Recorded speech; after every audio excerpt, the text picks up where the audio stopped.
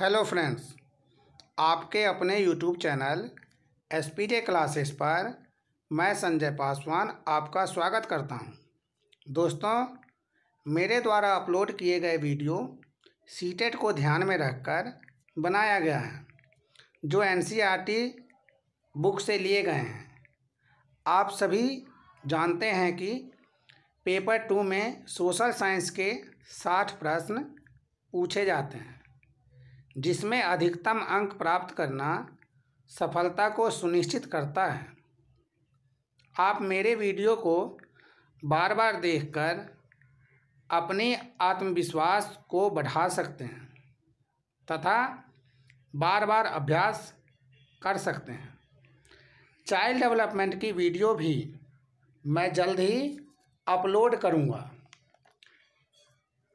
आप नियमित अध्ययन करते रहें और यदि संभव हो तो प्रत्येक अध्याय के नोट्स बना लें। और यकीन मानिए, जब एग्ज़ाम होंगे तो आप देखेंगे कि अधिकतर प्रश्न मेरे इस वीडियो से ही पूछे जाएंगे। यदि आपने इतिहास विषय से 6ठी, 7वीं तथा 8वीं के पिछले वीडियो को नहीं देखा है तो एसपीजे क्लासेस के प्लेलिस्ट में जाकर उन वीडियो को बारी बारी से देखें। आज मैं 8वीं कक्षा की पुस्तक इतिहास से अध्याय 11 पर चर्चा करूंगा। उम्मीद है आपको मेरा यह वीडियो पसंद आएगा। तो चलिए शुरू करते हैं। प्रश्न संख्या 1, आर्म्स एक्ट कब पारित हुआ? ऑप्शन ए सन 1975 ईस्वी में, ऑप्शन बी सन 1976 ईस्वी में, ऑप्शन सी सन 1977 ईस्वी में, ऑप्शन डी सन 1978 ईस्वी में। तो इसका राइट आंसर है ऑप्शन डी, सन 1978 ईस्वी में। ब्रिटिश सरकार ने यह एक्ट पारित किया। इस एक्ट के तहत भारतीयों द्वारा अपने पास हथियार रखने का अधिकार छीन लिया गया। इसी वर्ष वर्नाक्यूलर प्रेस एक्ट भी पारित किया गया, जिससे सरकार की आलोचना करने वाले को चुप कराया जा सके।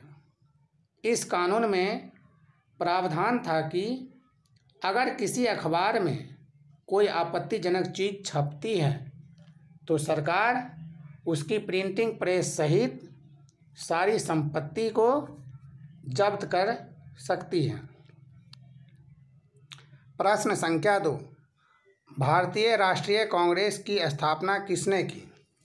ऑप्शन ए दादा भाई नौरोजी ने, ऑप्शन बी महात्मा गांधी ने, ऑप्शन सी एओ ह्यूम ने, ऑप्शन डी कोई अन्य। तो इसका राइट आंसर है ऑप्शन सी, एओ ह्यूम ने। एओ ह्यूम ने विभिन्न क्षेत्रों के भारतीयों को एकत्रित करने का काम किया।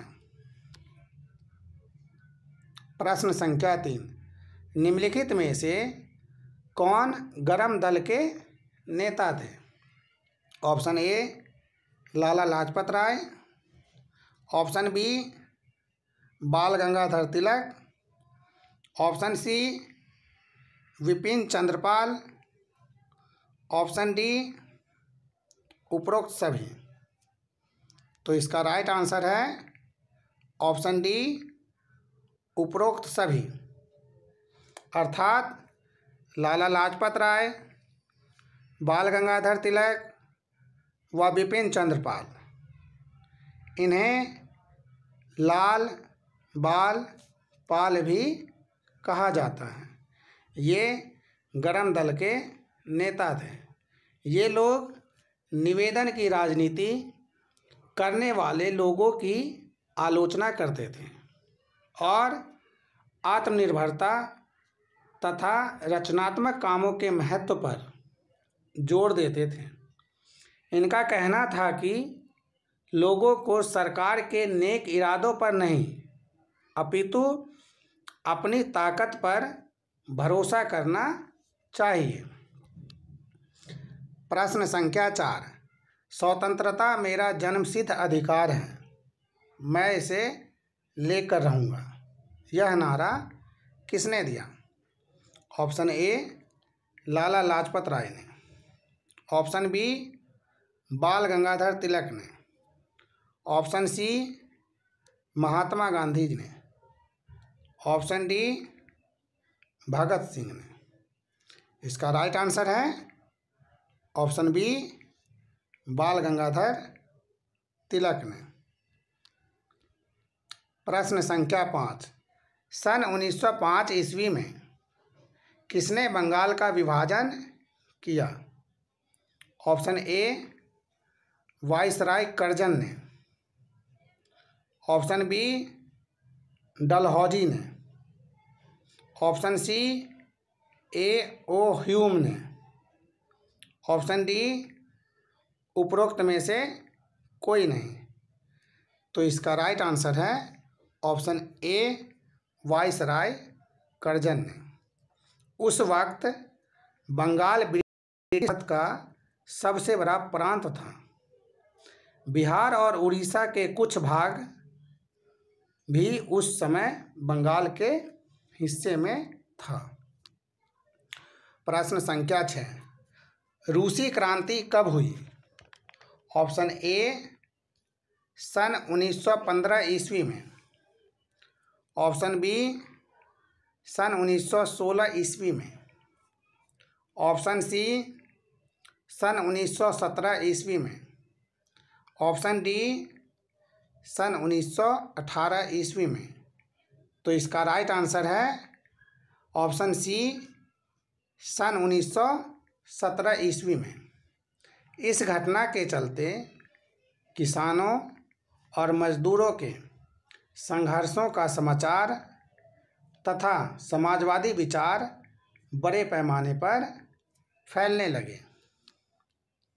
प्रश्न संख्या 7, सन 1895 ईस्वी में अन्य भारतीयों के साथ महात्मा गांधी ने नस्ली भेदभाव का विरोध करने के लिए किसका गठन किया था? ऑप्शन ए नटाल कांग्रेस का, ऑप्शन बी स्वराज हिंद का, ऑप्शन सी भारतीय राष्ट्रीय कांग्रेस का, ऑप्शन डी उपरोक्त में से कोई नहीं। तो इसका राइट आंसर है ऑप्शन ए नटाल कांग्रेस का।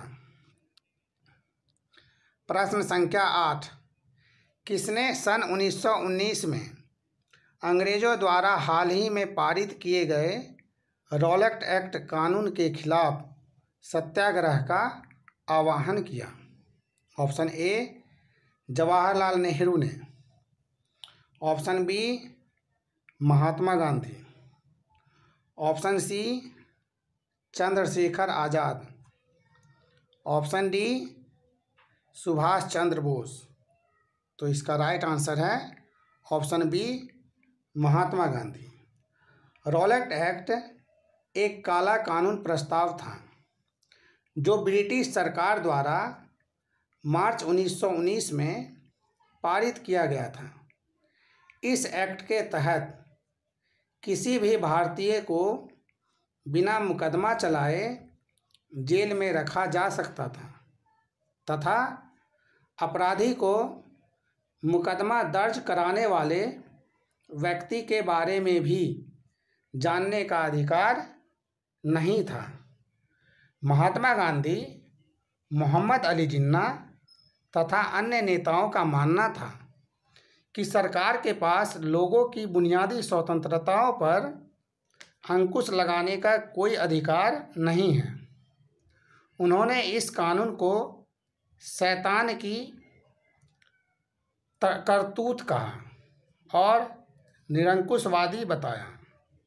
गांधी जी ने लोगों से आह्वान किया कि इस कानून का विरोध करने के लिए 6 अप्रैल 1919 को अहिंसक विरोध दिवस के रूप में, अपमान व यातना दिवस के रूप में मनाया जाए और हड़तालें की जाए। प्रश्न संख्या 9, जलियांवाला बाग कहाँ स्थित है? ऑप्शन ए लखनऊ उत्तर प्रदेश में, option B Patna, option C Amritsar Punjab में, ऑप्शन डी पानीपत हरियाणा में। तो इसका राइट आंसर है ऑप्शन सी अमृतसर पंजाब में। रॉलेट एक्ट के विरोध में 13 अप्रैल 1919 को पंजाब के अमृतसर में जलियांवाला बाग में एक सभा का आयोजन किया गया था, जिसमें अंग्रेज अफसर जनरल डायर ने बिना कारण उस भीड़ पर गोलियां चलवा दी थी, जिसमें हमारे 400 से अधिक लोग मारे गए थे व 2000 से अधिक लोग घायल हो गए थे। इस घटना से दुखी होकर रविंद्रनाथ टैगोर ने अपनी नाइटहुड की उपाधि वापस लौटा दी थी। प्रश्न संख्या 10, असहयोग आंदोलन कब शुरू हुआ? ऑप्शन ए सन 1917 ईस्वी में, ऑप्शन बी सन 1918 ईस्वी में, ऑप्शन सी सन 1919 ईस्वी में, ऑप्शन डी सन 1920 ईस्वी में। तो इसका राइट आंसर है ऑप्शन डी सन 1920 ईस्वी में। सन 1920 में गांधी जी के नेतृत्व में असहयोग आंदोलन शुरू हुआ, जिसका पुरजोर समर्थन मिला, परंतु सन 1922 में यह आंदोलन ज्वलंत रूप ले लिया, जिसमें उत्तर प्रदेश के चौरा चौरी स्थान पर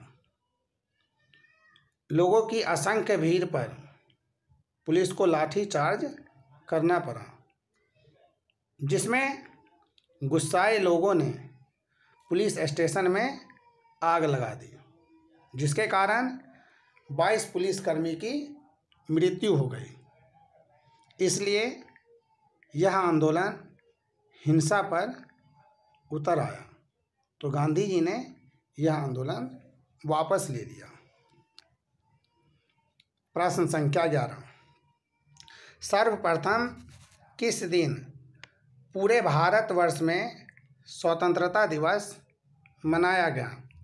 ऑप्शन ए 26 नवंबर सन 1929 को, ऑप्शन बी 26 जनवरी सन 1930 को, ऑप्शन सी 15 जून सन 1947 को, ऑप्शन डी 15 अगस्त सन 1947 को।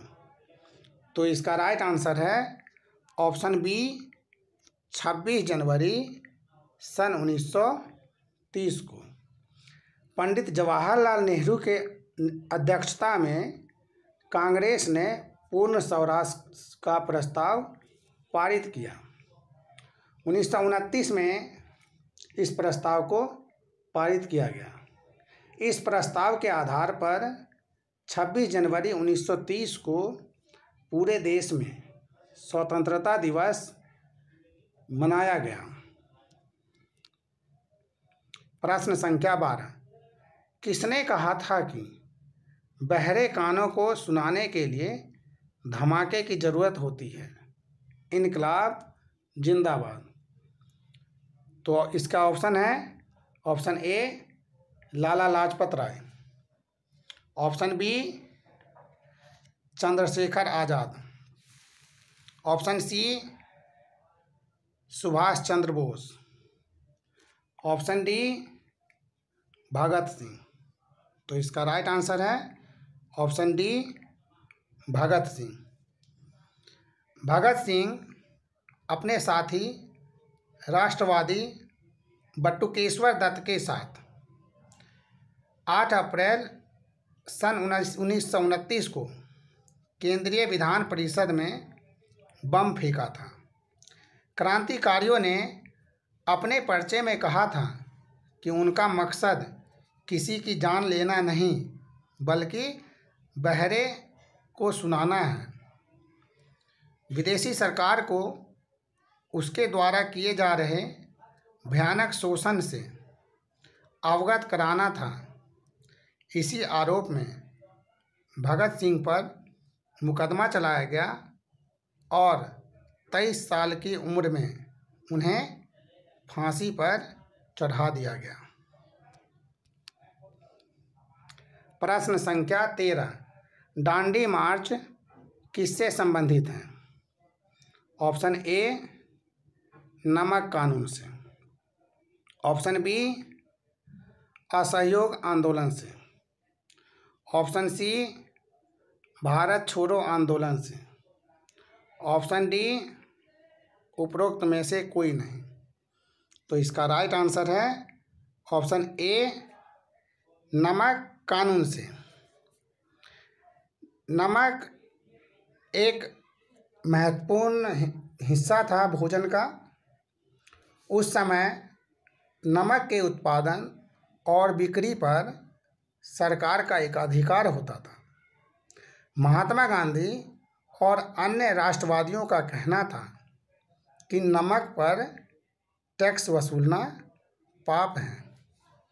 गांधी जी और उनके अनुयायी साबरमती से 240 किलोमीटर दूर स्थित दांडी तट पैदल चलकर गए और वहां उन्होंने तट पर बिखरा नमक इकट्ठा करते हुए नमक कानून का सार्वजनिक रूप से उल्लंघन किया। उन्होंने पानी उबालकर नमक भी बनाया। प्रश्न संख्या 14, भारतीय राष्ट्रीय कांग्रेस की प्रथम महिला अध्यक्ष कौन थी?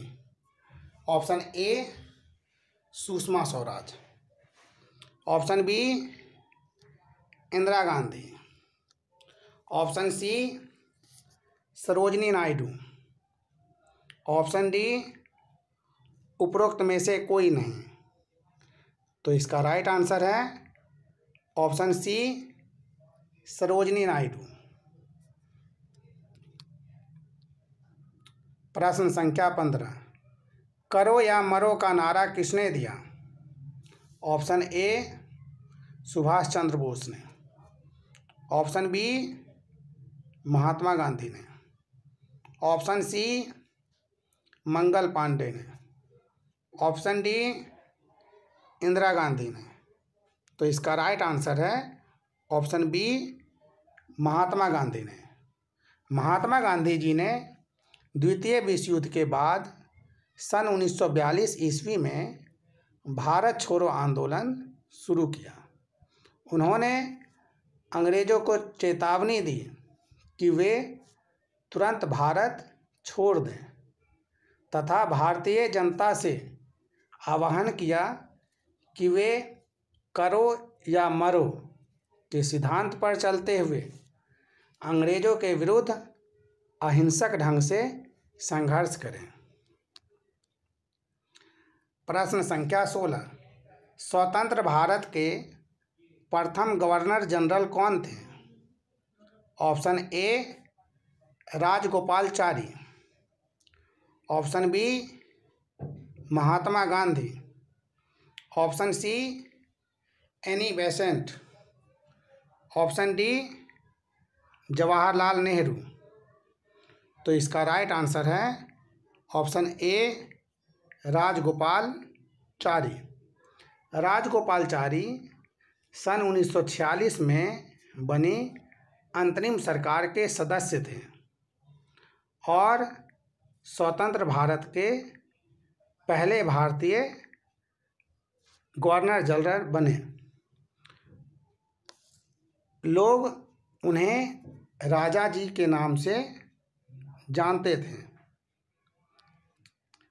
अगर आपको मेरा यह वीडियो पसंद आया तो इसे लाइक करें, सब्सक्राइब करें तथा बेल आइकन को ज़रूर प्रेस करें ताकि मेरे द्वारा अपलोड किए गए हर वीडियो का नोटिफिकेशन आपको मिलती रहे।